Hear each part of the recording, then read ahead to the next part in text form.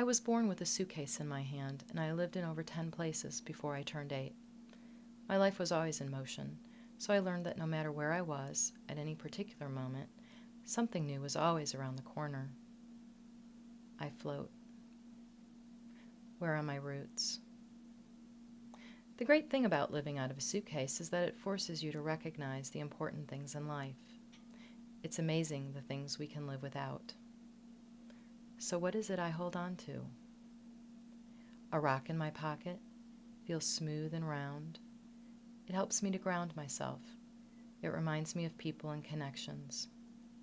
This rock, like me, is a traveler. It has been lost and found again, given away, and returned once again to its home at the bottom of my pocket. Inside my suitcase, I would pack my scarf. It's soft and warm. It's worn thin with love. It has been with me most of my adult life. It brings me comfort. A leaf would find its way tucked into a journal. It would be one of the red leaves I gathered at my papa's funeral.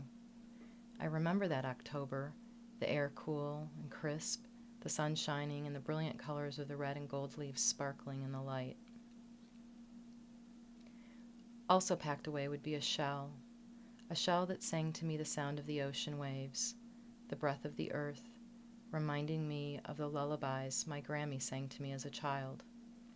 It also takes me to a place of transformation, a place where students became family, a tent became my home, and my life once again fit into the suitcase before me.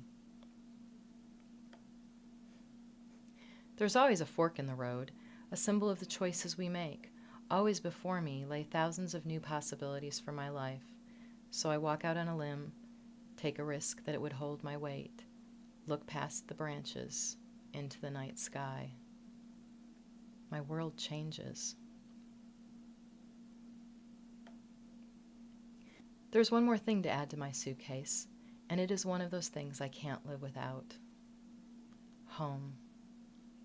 I add to my suitcase a heart-shaped rock because for me, the sense of home is the love and the support of my husband. To me, home is not a place, but a sense of connection, a sense of grounding and stability in my life.